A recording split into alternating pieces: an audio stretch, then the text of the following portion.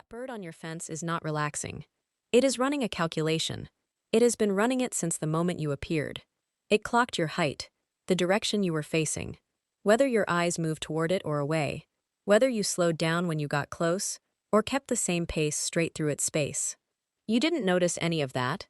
The bird noticed all of it. Most people think the relationship between a human and a wild bird is simple. You put food out, the bird comes. Maybe, over time, it gets used to you. Maybe one day it lands nearby, and you feel chosen.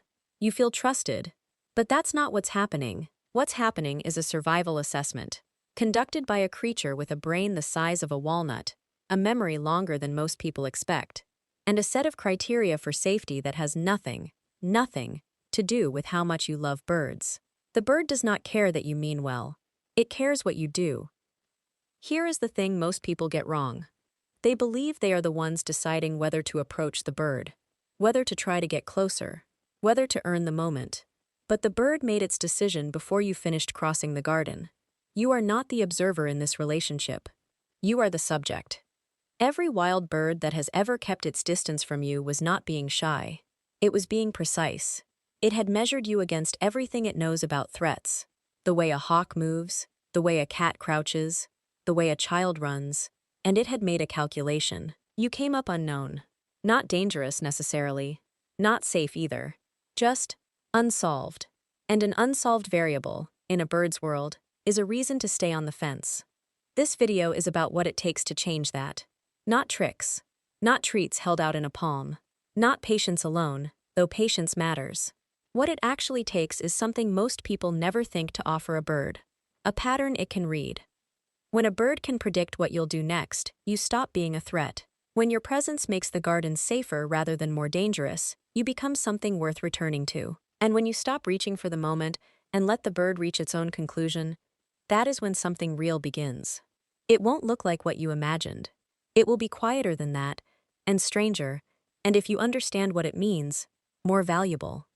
This is what birds know. And by the end of this, it's what you'll know too. Before you take a single step into the garden, the bird has already started. It doesn't wait for a greeting. It doesn't look for kindness in your face. It doesn't know what kindness is. Not in the way you mean it. What it knows is movement, geometry, the angle of your shoulders relative to where it's sitting, the speed of your legs, whether your path bends toward it or cuts across open ground. These are the only facts it has, and it will use every one of them. This is the thing most people never realize. You enter a garden as a person, a human being with a name, with intentions, with a genuine love for the small creatures that visit your yard. But the bird does not receive you that way. To the bird, you arrive as a shape. A moving shape of a specific size, traveling at a specific speed, with eyes positioned at the front of your skull, which is, not coincidentally, exactly where every predator it has ever needed to fear keeps its eyes. It measures you the way a pilot reads weather. Fast, continuously, without sentiment. Walk in a straight line toward the feeder, and the bird's alert threshold rises. Raise your arms suddenly, and every muscle in its body primes for departure. Stop mid-path and change direction without warning. And to the bird, that is not an accident. That is the movement signature of something hunting. Something that noticed it, something that adjusted. You meant to avoid a puddle. The bird filed it as a threat. This is not a flaw in the bird's thinking. It is the entire point of the bird's thinking. In the wild, hesitation costs everything. There is no pause to assess intention. There is only the pattern of what a body does. And whether that pattern has, in the bird's accumulated experience, ever preceded something dangerous. You are not a person to the bird. You are a pattern. And right now, the pattern is still being read. Nobody sets out to fail the bird's test. That's what makes this so easy to get wrong. Take eye contact. When you spot a chickadee on the feeder and you look directly at it, really look, the way you do when something is beautiful and you want to take it in, the bird does not feel noticed. It feels targeted. Forward-facing eyes held in a fixed stare are the precise visual signature of a predator locking on. A hawk does it, a cat does it, and now you're doing it. The bird doesn't pause to consider that you meant admiration. It reads the geometry and responds to the geometry. Or consider the phone. You pull it from your pocket and raise it quickly, wanting to catch the moment before it leaves. But that rapid upward motion, arm extending, object appearing at eye level, your body pivoting toward the bird, runs through its threat library like a search query. Something just oriented on me. Something just raised something. The shutter sound doesn't matter. The intention doesn't matter. The movement was enough. Then there's the approach. Most people walk toward birds, directly toward them, on a straight line, at normal walking pace. In almost every predator-prey encounter a bird has ever survived, the threat moved in a direct line. Prey animals approach at angles, indirectly, grazing, wandering. Predators approach with purpose. When you walk straight at the feeder, you are, in the bird's read of the situation, moving with purpose. Irregular visits compound all of it. One morning you're there at 7, the next, not until noon. The morning after, you don't come at all. The chickadee had begun to build a file on you. Now the file doesn't fit. The pattern broke. And a pattern that breaks without explanation is, in the bird's experience, the kind of thing that breaks just before something goes wrong. None of this is your fault, but all of it counts. Here is something researchers confirmed, and most people find quietly unsettling when they first hear it. Chickadees can tell you apart from your neighbor. Not in a vague, general sense. Individually. By face. Studies on related corvid species, jays, crows, have shown that wild birds not only distinguish between specific human faces, but carry those distinctions across months, even seasons. The chickadee operating in your garden is not treating all humans as a single undifferentiated category of risk. It has sorted the humans it has encountered. It has a file. And you are in it. Think about what that means for a moment. Every interaction you have had with that bird, every morning you appeared, every time you moved too fast, every occasion the dog bolted out behind you, has been logged. Not consciously, not the way you might write in a journal, but encoded, in the way a survival brain encodes things that matter, as pattern, as weight, as a running total that adjusts each time new data arrives. The morning you were late and rushed across the garden to fill the feeder before work. That's in there. The afternoon the gate banged open and startled everything off the branches. That's in there too. The 3 days in a row last month where you came out quietly, filled the feeder, stepped back and stood still. Those are in there, and they pull the total in a different direction. This is the part of bird behavior that changes how people think about their own gardens. It is not abstract, it is personal. The chickadee on your fence right now is not neutral. It has a position on you, built from everything it has observed, weighted by frequency and recency, and how those moments made it feel. The question worth sitting with is a simple one. What does your file say? Your behavior is only half of what the bird is measuring. The other half is everything else. A garden that looks peaceful to you can read, to a small bird, as a landscape of unresolved threats. The open lawn you're proud of, the one you keep cut short and clean, is, from the chickadee's perspective, a crossing. No cover, no escape route, nowhere to land between the hedge and the feeder without spending several seconds completely exposed. Beautiful to look at, dangerous to cross. The feeder matters too, but not in the way most people assume. It's not enough that it has food. The question the bird is asking is what surrounds it. If the nearest shrub is 4 meters away, that feeder is an island. The bird has to commit to open air to reach it, feed with no cover above or beside it, and then fly back across open ground to safety. Full feeder, empty shelter. The bird may still visit.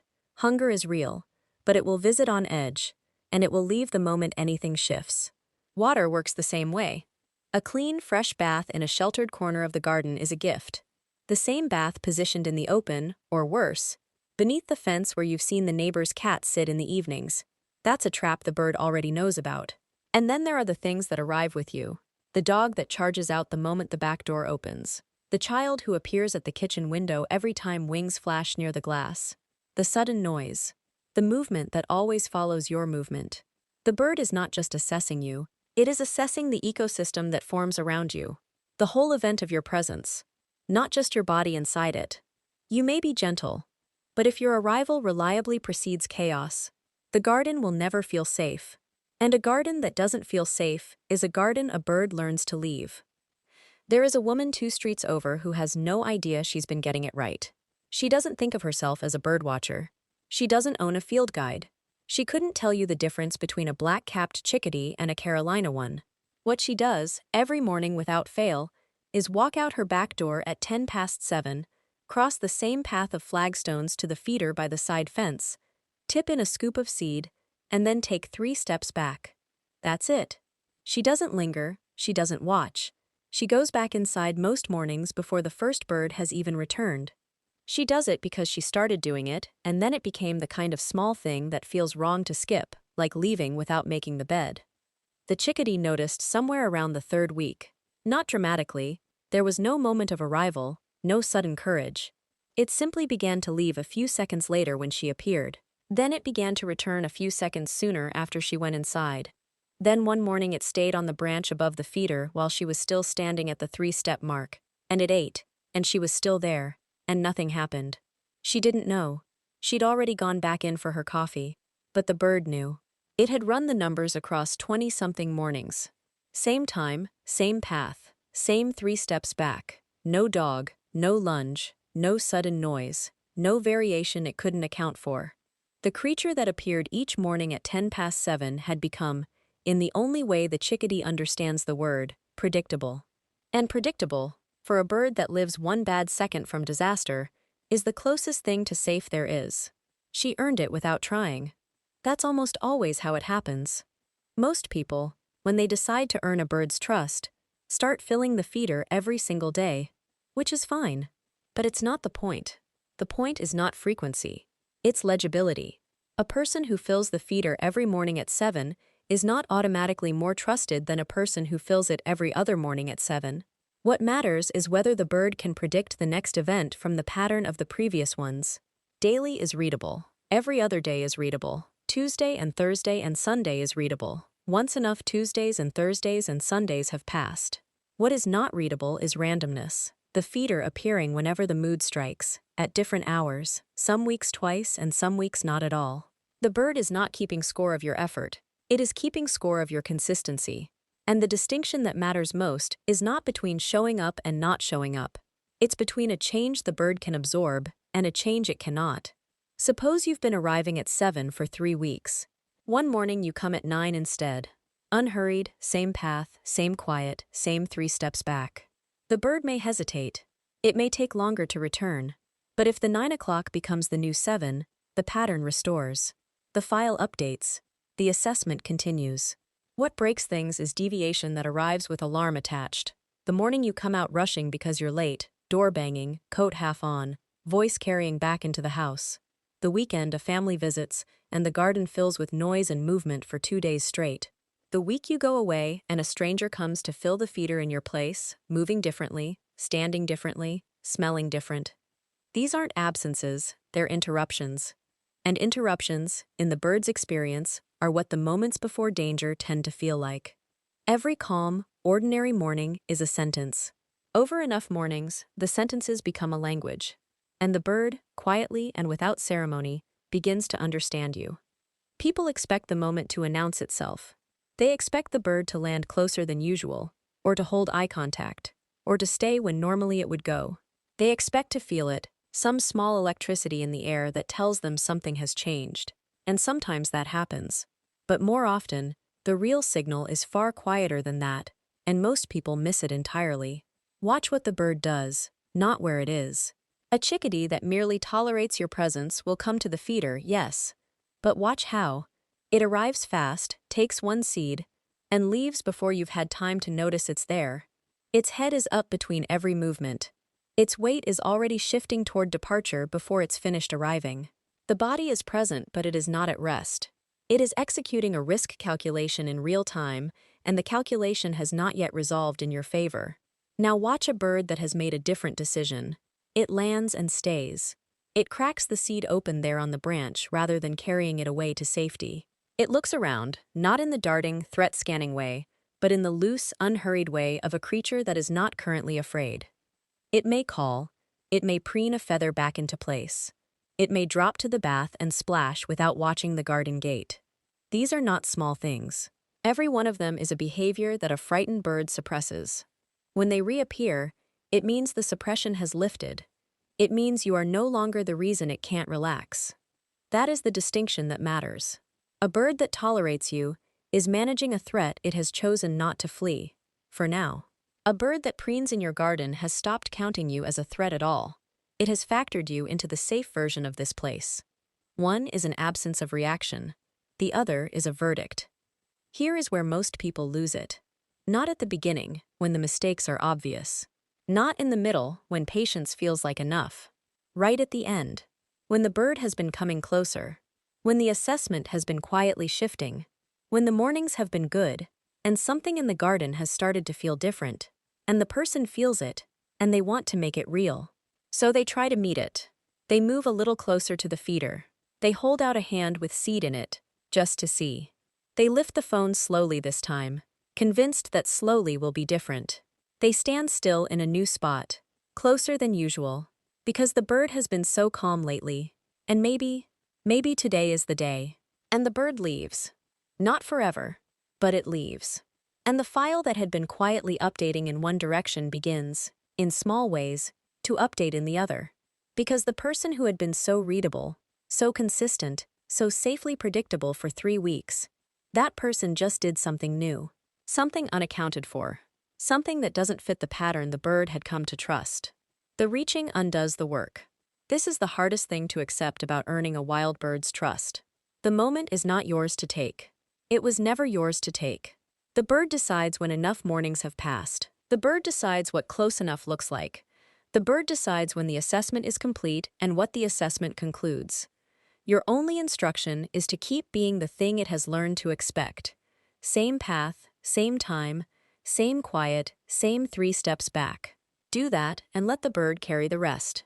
Because it will, when it's ready, and not before.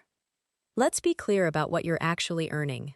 Not friendship, not affection, not the feeling that a wild thing has looked into you and found something worth choosing. Those are human words for human relationships, and the chickadee does not deal in them.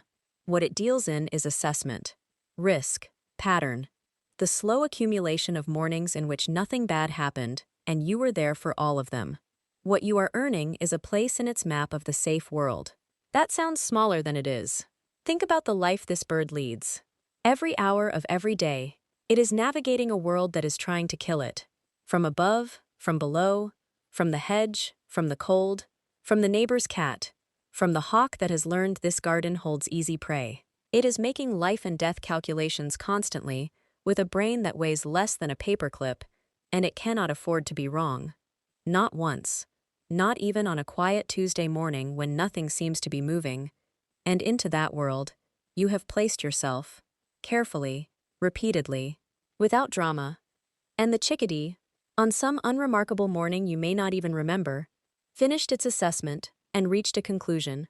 This one is known. This one is predictable. This one has never, across all the mornings it has been watched, done anything that cost a bird its life. So when it sits on the fence while you stand in the garden, when it feeds without fleeing, when it stays on the branch and watches you with one bright, unhurried eye, it is not ignoring you. It is telling you something, not in words, not in warmth, in the only language it has. It remained. That is enough. That has always been enough.